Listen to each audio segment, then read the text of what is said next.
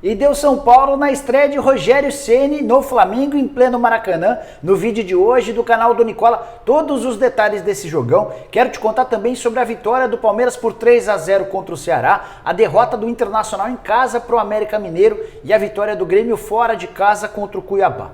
Tem informações importantes fora da Copa do Brasil também. Quero te falar sobre a renovação de contrato de Lucas Veríssimo, que está rendendo enorme polêmica no Santos.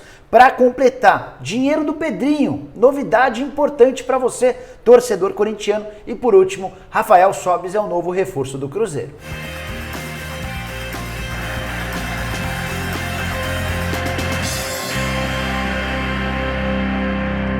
Fala aí pessoal, sou o Jorge Nicola, bem-vindos a mais um vídeo do canal, bem legal ter vocês por aqui. E antes de passar todas as informações importantes que eu prometi, um único pedido para você se inscrever no canal do Nicola. Batemos outro dia 900 mil inscritos, novo objetivo, 1 milhão de inscritos. Quero muito contar com a sua ajuda, é só apertar esse botãozinho vermelho de inscreva-se, aproveita e aperta o botão, o sininho, para passar a receber notificações. Bora começar o vídeo falando sobre uma grande novidade para o Cruzeiro. O Rafael Sobis é o novo reforço da Raposa. O anúncio foi feito na noite de ontem, pouco depois que ele se despediu do Ceará com derrota por 3-0 para o Palmeiras. Daqui a pouco eu falo sobre esse jogo. Antes, detalhes sobre a chegada do Sobis ao Cruzeiro. Jogador de 35 anos de idade que passou recentemente pela Toca da Raposa, esteve entre 2015 e 2016 e 2018, nada de 2015.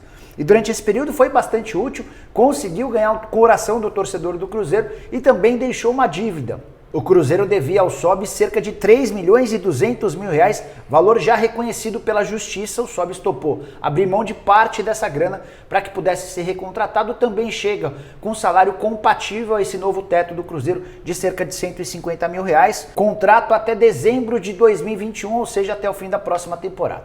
O Ceará topou abrir mão do jogador, até porque ele tinha salário alto e não era extremamente útil no time do Guto Ferreira. Com a camisa do vovô nessa temporada foram 41 jogos e 8 gols marcados. O Cruzeiro que ainda quer o Copete, atacante do Santos, para dar por encerrado o pacotão de reforços pedidos por Luiz Felipe Scolari. Bora te explicar agora por que a renovação de contrato de Lucas Veríssimo, fechada nos últimos dias, tem rendido tanta polêmica no Santos. Veríssimo já teve a renovação de seu contrato nessa temporada. A primeira renovação havia sido feita em abril. E agora, alguns meses depois, a nova diretoria do Santos voltou a prorrogar o contrato do Veríssimo. O vínculo terminava em 2024, passou a terminar agora em 2025.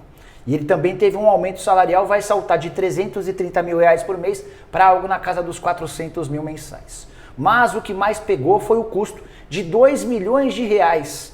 E aí ninguém sabe explicar ao certo a que se deve esses 2 milhões de reais. Há quem garanta que se trata de comissão, ou seja, aquela grana paga a empresários. Há quem garanta que esses 2 milhões de reais servirão para que o Santos tenha mais 5% dos direitos econômicos do zagueiro. Ou seja, saltou de 80% para 85% dos direitos de olho numa venda futura.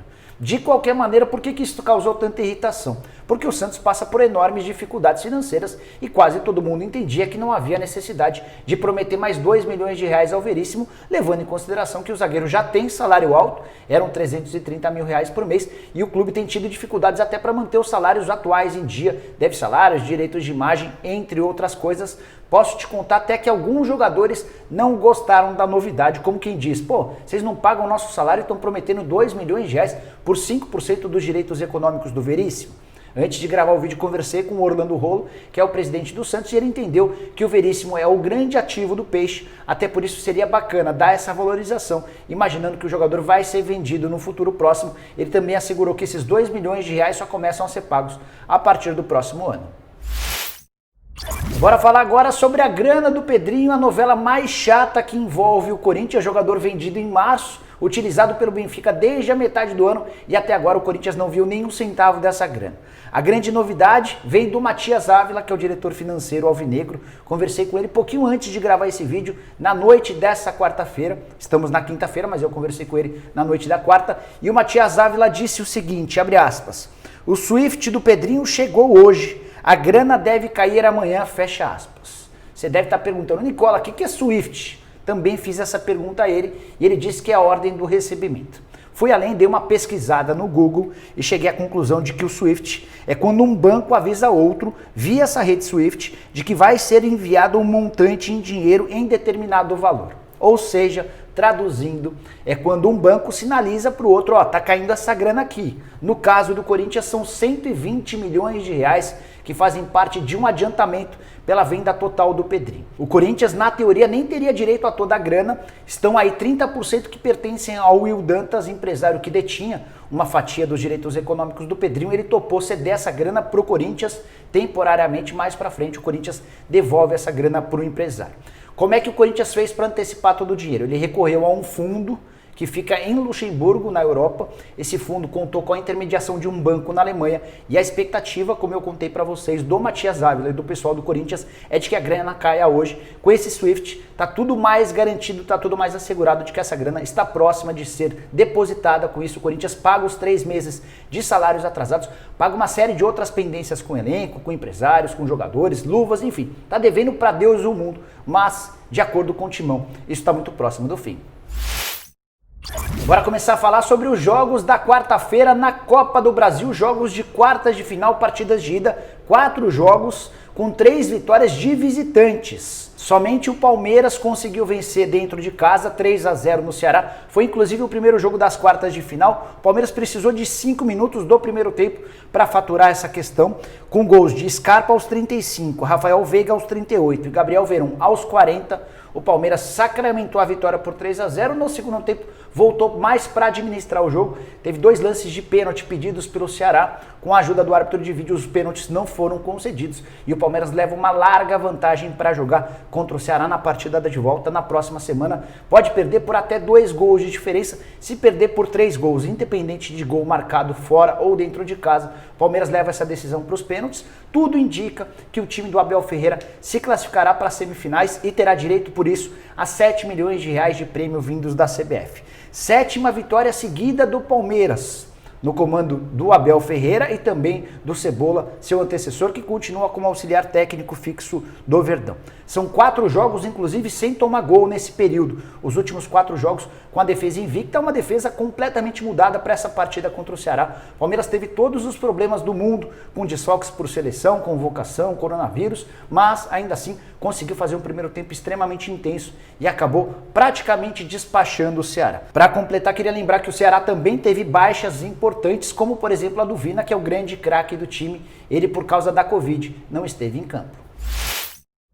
Bora falar agora sobre os gaúchos na Copa do Brasil, com destinos e desfechos completamente diferentes. O Internacional em casa perdeu na estreia do Abel Braga.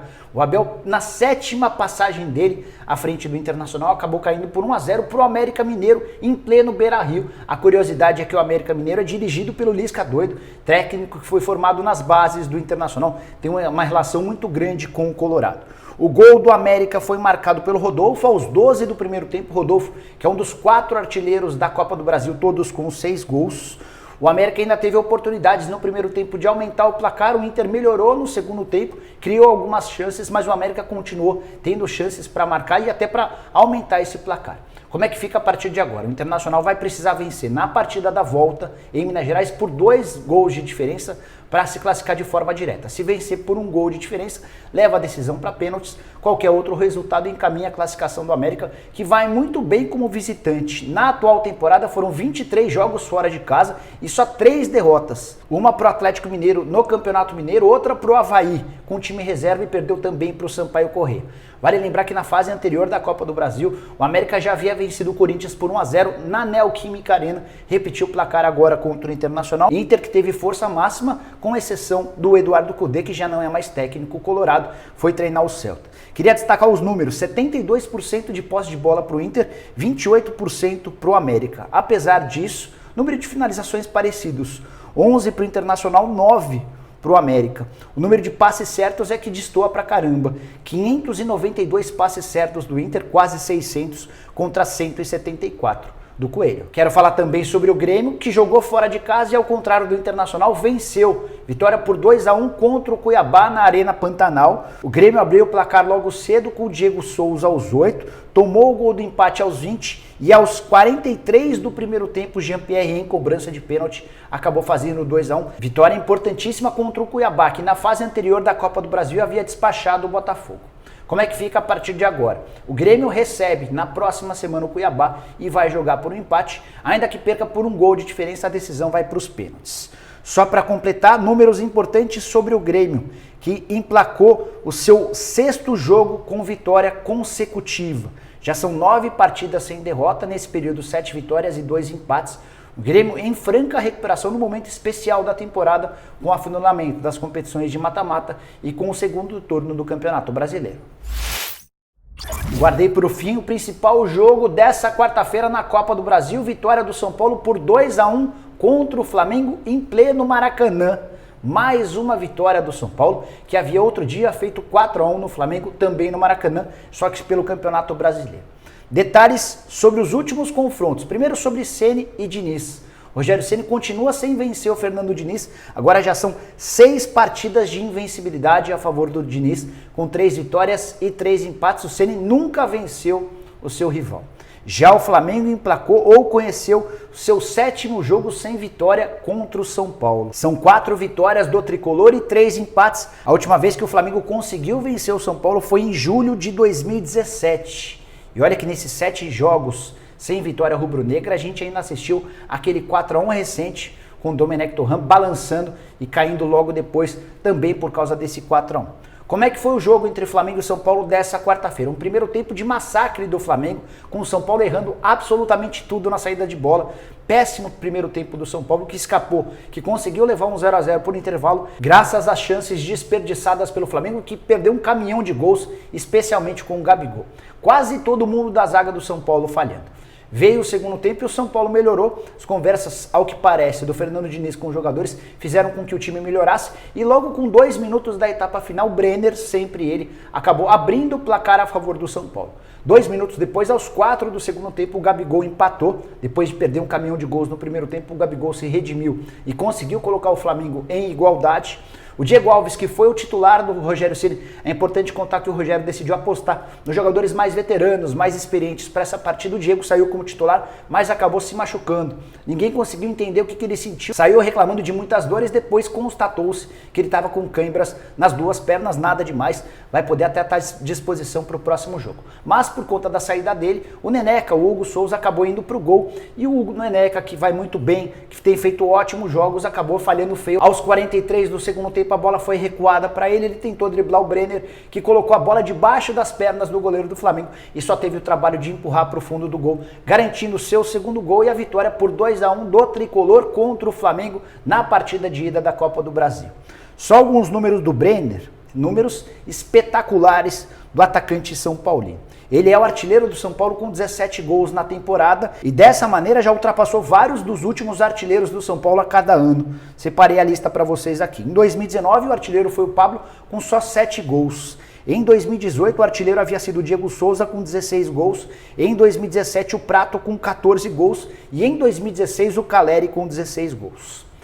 O último que marcou mais gols do que o Brenner numa única temporada e foi artilheiro do São Paulo foi o Pato em 2015 com 26 gols marcados. Só para completar sobre o Brenner, tem 13 gols nos últimos 11 jogos, sendo 6 na Copa do Brasil. Ele é um dos artilheiros do torneio. Já o Flamengo espera contar com vários retornos para a próxima partida de jogadores convocados para a seleção. Só para lembrar alguns, o Pedro, o Everton Ribeiro e o Isla, que vão reforçar o time. O Flamengo vai precisar vencer por 2 gols de diferença no Morumbi para passar a próxima fase. Se vencer por 1 gol de diferença, a decisão vai para pênaltis e são 7 milhões de reais em jogo. Estou bastante curioso para saber o desfecho da próxima partida.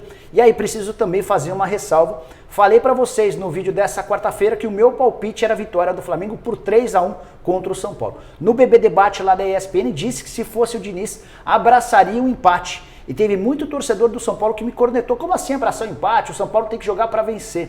Eu acho que nem jogou para vencer. Acho até que o São Paulo correu muitos riscos, mas voltou para casa com uma vitória extremamente importante e bem melhor do que o 1-1 que eu queria abraçar.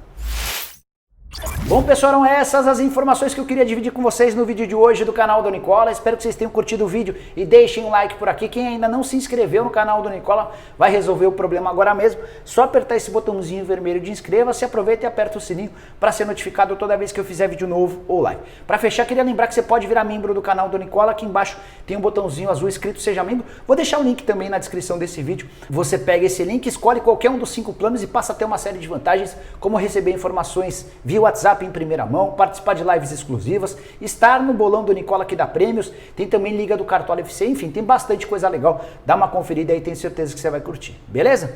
Nos vemos de tarde com mais informações. Tchau, tchau!